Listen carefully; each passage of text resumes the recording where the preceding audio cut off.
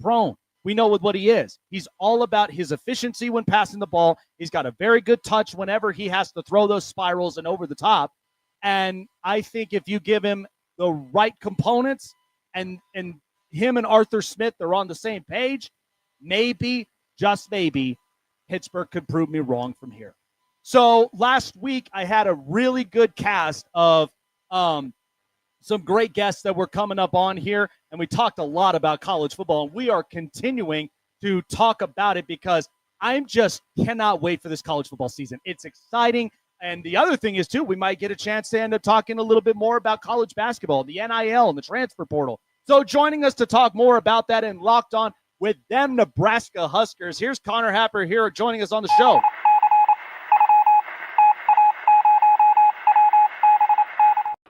So, Connor, I've been smelling something brewing here in Nebraska in the last couple of seasons now since Matt Rhule took the job. And I like Matt Rhule because I've seen what he's done in his tenure at Temple and in Baylor, and to come back into college football and to bring a new culture to Nebraska, because I haven't seen Nebraska really kind of be themselves since the dominance of the 90s. So to kind of bring that back and yet have a promising future at their quarterback position, I think this is one that even in the Big Ten, they really got to end up competing throughout their schedule. So it's going to be a tougher challenge from here. But how do you outlook the Nebraska season this upcoming season, especially with the new changes happening with the college football playoffs?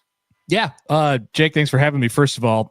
It's going to be an interesting year, that's for sure. You mentioned, in both of Matt Rhule's last two stops in the college game, that's not including his time with the Carolina Panthers. In the second year, they got a lot better. The last year was Matt Rhule's second year. I think they did get a lot better. They got 2 wins better last year, 1 in the regular season. They got a bowl game win last year. And then in the third year, it really pops, and they're competing for conference championships. I think that's the thing that people around here are sort of holding on to right now. They've taken a little bit of a different path, I think, to put themselves in that position this time around. In the first 2 go-arounds at Temple and Baylor, they really played a lot of young guys, and then just kind of let them roll for year 1, year 2. And then by that third year, it was all the same guys that have been playing for 20 plus games who are back and trying to get them in competition. And they did.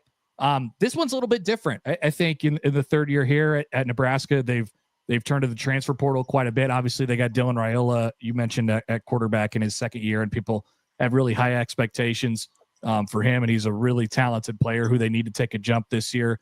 They've made changes at coordinator spots. They've brought in a new special teams coordinator. There's all this different stuff going on with college football. So it's there's a lot of different things about this third year compared to his other third years, but I do think people around here still hope and think that it could pop in year 3. What's what's more of the focal point with this team as far as, because again, you're playing in a conference where it's more trench warfare than anything else. You got to be physical. You got to have a very good defense. And at the same time, run game is very crucial, especially in this conference. So is there kind of some focuses, either offense or defense, that Nebraska would like to improve in coming into the season that they left off of from last season?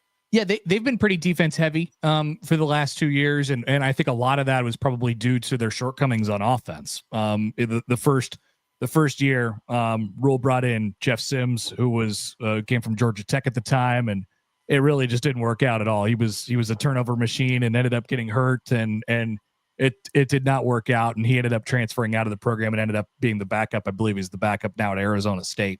And so that didn't work. They turned to Heinrich Harburg in that first year. And he sort of was just a running threat, really. I mean, the offense was not really a factor in that first year. Last year, Dylan Raiola as a freshman, takes the reins a little bit, and you start to see some movement early on in the season, and then it got bogged down in the middle part. They brought in Dana Holgerson, who is, a longtime offensive mind, former head coach at Houston, most recently, obviously known for his time in West Virginia. And right when he took over in the last 4 games of the regular season, there was kind of this thing that started to click a little bit. So while they lost a lot of personnel, on defense from last year. Maybe they can, maybe if they take a small step back in that category, I think they expect a giant step forward on offense. It's been really not up to par over the last couple of years. Last year was okay. But under Dana Holgorsen with Dylan Raiola at quarterback and a couple pretty good wide receivers like Dane Key, who they brought in from Kentucky, and Isaiah Hunter from Cal, and then Ja'Cory Barney coming back from last year, and a pretty good running back in Emmett Johnson, who really came on at the end of last year as well. I think they could be a pretty good offense. So hopefully they could take a pretty big jump and then stay on par defensively. Matt Rhule has said before, we're always going to be a defensive kind of centric program. We're always going to be good at defense at Nebraska. So far in his career, that's ended up being the case. But this is his first chance to have a pretty dang good offense. So backpedaling back to Dylan Raiola, because we've seen in the first year some promises of what he'll look like in the near future here in Nebraska. And again, I think this kid, he's something else. He's got a very good arm. I think he also has some pretty good touch on the football and could really distribute it well. I think he got a good taste of what the first year really looked like for him. Is there something we should expect now from year two, more of just the experience-wise now going into this? Because I look at the schedule, and you got a pretty good hefty homestand, and including, with Michigan in the middle of that. Is that kind of something he is backing off of from last year, now going into this year, like, hey, we now have a completely different identity on offense. Now it's time to really kind of get ourselves on the gas pedal here to get this offense rolling. Yeah, I don't think there's any doubt about it. The stats were pretty pedestrian last year. He only threw for 13 touchdowns, ended up throwing 11 interceptions, just under 3,000 yards over 13 games. The completion percentage was good. He didn't push the ball down the field as much, especially in the first half of the season under the previous offensive coordinator, Marcus Satterfield, as kind of everybody around here thought that he can and they would. So they were just a little bit conservative. So in the last 4 games of last year, when Dana Holgorsen took over, it was more crisp. You start to see some quicker decision making, and I think for Dylan, he's taken a lot on now in the leadership category. It really is starting to feel like his team, which is always a good sign for a quarterback, and they've kind of built around him as well. So I think if everything goes according to plan for them, he's a guy who could be, toward the top of the Big Ten in terms of the quarterbacks that are out there. You think of Drew Aller, who's at the top at Penn State, and then I don't know. I think there's some open space there. The quarterback at Ohio State, whoever it might be, is going to end up being pretty good. The quarterback at Oregon, and Dante Moore is going to end up being pretty good. Those guys don't have a lot of experience yet, but we're talking about 5-star type of players. But Dylan Raiola is that as well. So I feel like they think they can really, really take a jump this year. If you're throwing stats on it, 20, 25 touchdowns, keep that interception number down as well, and be a guy who throws for, a few hundred yards a game, right? We're talking about 3,500 yards and that type of thing. So he's certainly capable of that. It just kind of has to all come together for him. If there is if you could think of any player, either offense or defense, that, because I try to evaluate this, especially going into the NFL draft every single year. But if there is a potential breakout player on this roster, is there anybody that does come to mind to keep an eye out for that can be an X factor for Nebraska this season? Yeah, like I said, I think you'll end up hearing a lot about a couple of the transfers that they brought in this offseason. Dane Key, really productive wide receiver at Kentucky over the last couple of years. One of their top guys. He came over with Nebraska's new wide receiver coach, DeKeel Shorts, who was handpicked by Dana Holgorsen to coach the wide receivers. So that's a change that they have there, and he'll be, if everything goes according to plan, he'll be Nebraska's top guy. I mentioned Hunter already, Barney. So there's a few wide receivers right there who I think are pretty dynamic playmakers. Emmett Johnson at the running back spot is a guy that not a lot of people have heard about, but a really consistent producer. People around here are really looking forward to seeing what he brings to the table when he gets more consistent touches. He finally got that in the back half of last season. And then defensively, my mind goes to a couple more transfers. Dasan McCullough, who had started his career at Indiana, ended up at Oklahoma, dynamic, pass rusher type where you could put him on any level of the defense and he could compete. And then they have some really experienced players in the secondary Deshaun Singleton is going on his 6th year. A guy who really came on at the end of last year as well was Sear Wright. He's a transfer from USC, and got here late last summer before the season, so wasn't really much of a factor at the beginning of the season, and then came along and is the type of guy who, if he continues to build off that, could be pushing for all Big Ten and those type of honors. Andrew Marshall is another corner they got out of the transfer portal. They got another linebacker out of the transfer portal named Marcus Watson Trent from Georgia State or Georgia Southern, I believe. I'm sorry. And, so that's what, 4 or 5 transfers right there who they think can make a pretty significant impact, especially on the defensive side of the ball. And so that's what they needed to do. They lost a lot of experience from last year. They lost Ty Robinson, who was drafted in the mid rounds by the Philadelphia Eagles.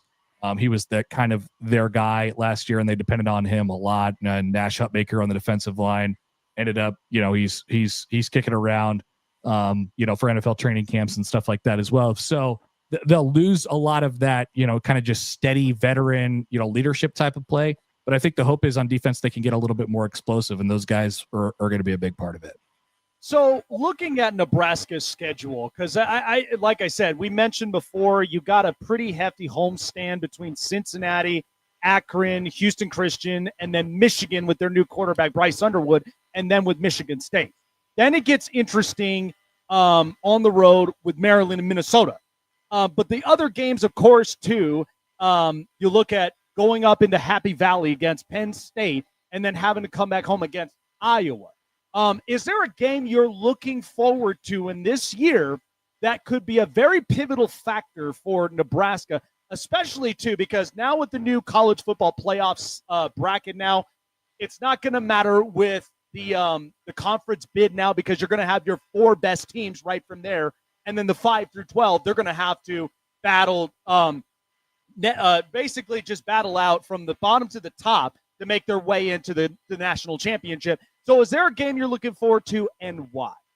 Yeah, I think everybody kind of points to that Michigan game you mentioned. It'll be a really big. It's the biggest home game of the year for Nebraska, that's for sure.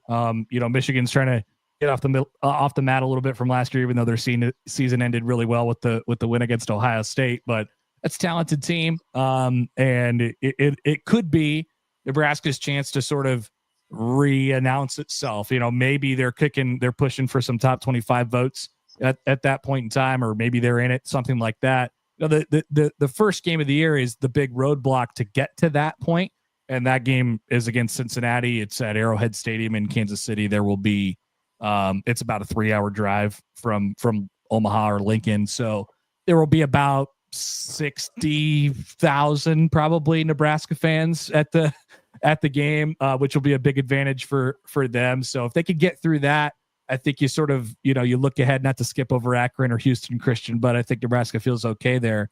You're looking right ahead to that Michigan game. If they could start 4-0, they'll be feeling really good. They started 5-1 last year before the difficult part of the schedule hit, and then things got a little sticky for them. So it's not quite as top heavy or bottom heavy, I should say, this year, although that November does look difficult with those back-to-back games at the end of the season against Penn State and then Iowa on a short week on Black Friday, although it's at home and Nebraska always plays Iowa tough. So the way I see it, there's a couple games that are going to be tricky and challenging.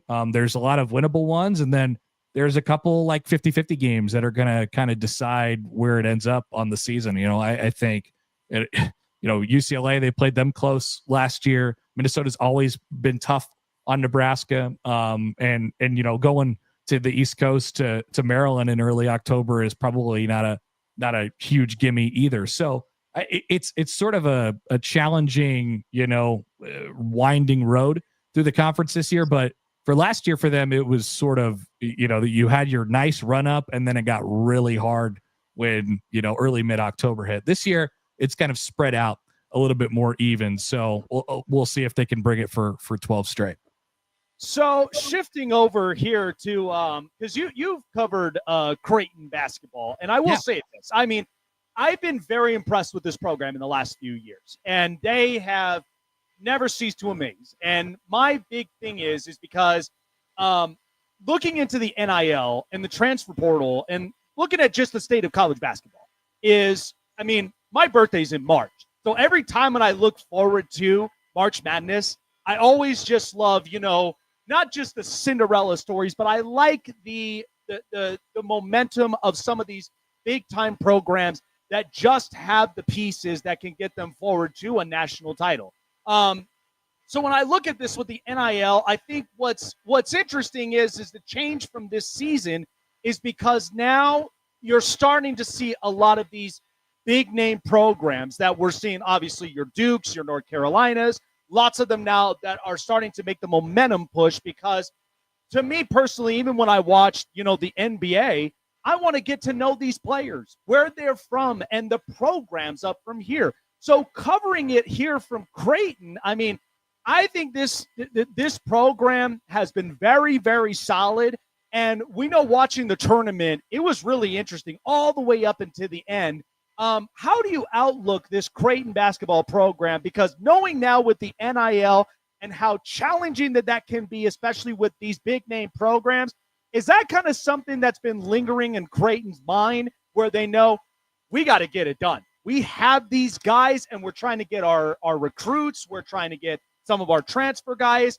Is this kind of more of the push that Creighton wants to make a statement here going further and further into the tournament?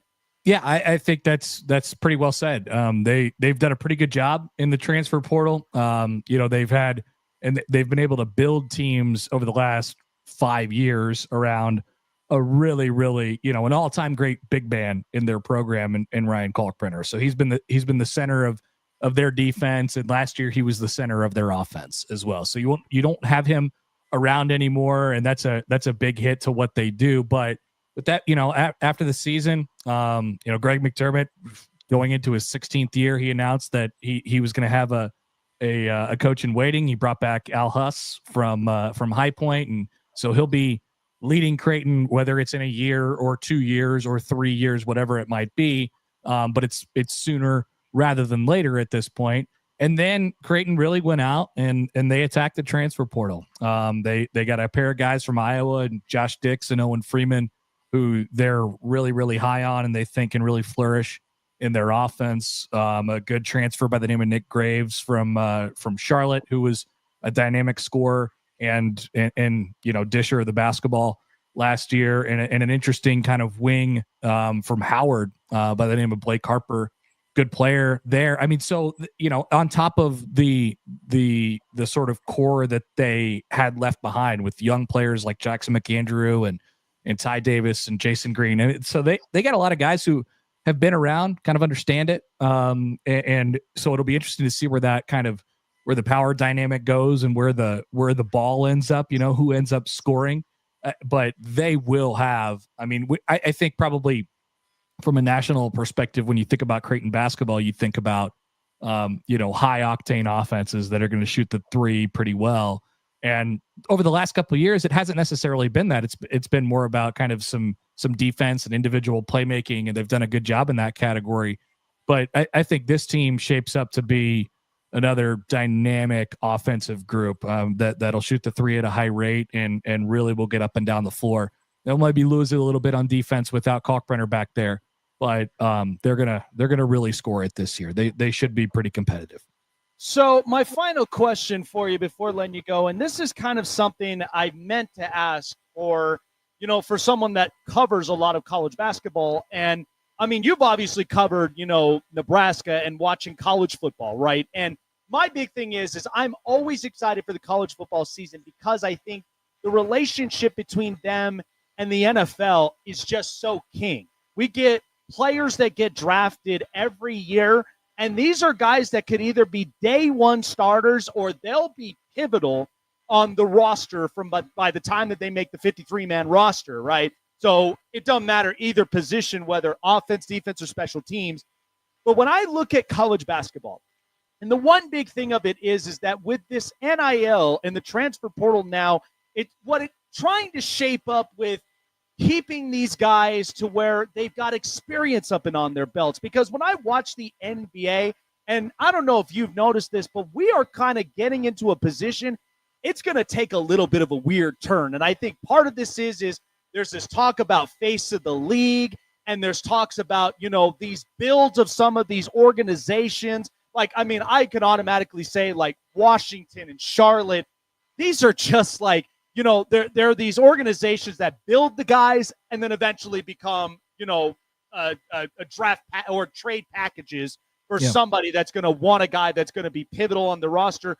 So when you look at this in college basketball, and to me, I'm like, I think Adam Silver, he wants parity in the league. But the hard part of it is that you still have these organizations that are trying so hard. And even with this NBA lottery draft, I don't get it. It's just, to me, it's like a scratch ticket. I live here in Colorado, and we love scratch tickets. But it's like all these percentages, it don't mean nothing as long as you get into the percentage-wise. But even with that, I got Dallas getting the number 1 overall pick. So it's like, is there kind of just this thing where college basketball, they want their guys to be molded and to be prepared for when they hit the next level of the NBA, because it's a lot. Endorsement deals, branding, shoe deals. Like, how do you kind of describe the relationship between college basketball, covering it as long as you have, and with this relationship with the NBA? Is there something that needs improvement, or is there kind of something that's trending towards it might get better for this league in the next few years? Well, I definitely think, from the college standpoint, the relationships, between coaches and players are still like massively important, especially at a place like Creighton, for example, or Nebraska, for example, where you're not, you don't have $3 million players on your roster or $5 million players on your roster. You just don't have enough of that at your fingertips to be able to pick whichever team you want based on how much you could pay them. So I think that's huge. You have to have a system and a style. And then, I think what you find eventually, and we're probably not talking about lottery picks. I think lottery picks are probably a little bit different because those guys are honestly, I mean, they're decided a long time in advance, right? We're talking about mostly 5-star recruits and guys from overseas who end up being the lottery picks. But if you get into the middle of that first round toward the rest of, into the rest of the draft, you're looking at guys who have produced at a high level at winning programs mostly, and I think that's still really, really important. And so, we're talking about Kalkbrenner before from Creighton. That's a guy who's probably going to get drafted in the back end of the first round, but he has done nothing but produce for 4 and 5 straight years. And he's had the full attention of the scouting report and stuff like that. And I do think at a certain point that type of stuff does translate to the NBA level. Now, maybe he's not a star, but there's still a lot more other than just being one of the top 10, 20 guys in the NBA. I mean, you can make a living for a long time. I mean, another guy from Creighton is a really good example of this, and Kyle Korver. Kyle Korver stuck around in the league forever. And he came from a winning program and won a lot and he was a star at Creighton, but stuck around in the NBA because he did one thing really, really well. So I think that's what people are sort of looking for. Can you be elite at one thing and then be serviceable enough in other categories? And there's a bunch of guys out there, and it's really, really competitive. Yeah, love it, man. Yeah, like I said, I mean, to me, it's like I look at the product and there's always something to, better improve to make it just even more like, just worthy of watching. Like I could turn on the television and go like, oh, hell yeah, I've watched this guy. He's been fantastic up in college, and now he's up here in the pros. That's the kind of stuff that I'm hoping, and it takes a little bit of time. But if we could get to that point where we got consistency up and on these builds, I think that's where the NBA, they could finally start competing. They may not trump over the NFL, but they could certainly compete up in those markets. And that's one thing that I'm really excited for. Hopefully. It's hard to find, in the NBA, I don't think anybody knew that Shai Gilgeous-Alexander was going to win the MVP one day. The Clippers certainly didn't when they traded him to the Thunder all those years ago, right? So sometimes that stuff comes out of nowhere, and sometimes you get lucky with that. But if the NBA and coaches and officials would be smart to look at why that happened, right? Well, why did he become the star that he became in such a short period of time? Like, what traits and characteristics can we kind of tap into to find that in our guys? Or maybe it's just luck. I think there's a certain amount of it that's just that. And then, talking about comparing football and basketball, it's just football's got a grip on the country, man. It's just difficult in that category. But the NBA and basketball certainly cuts out its slice of the pie, and I love basketball. I always find these conversations like interesting, like who's paying attention to it. Like I am, I don't care how many other people are watching it. I'm watching it. It's great. I love it. Same thing with baseball too. So those conversations are definitely fun to have.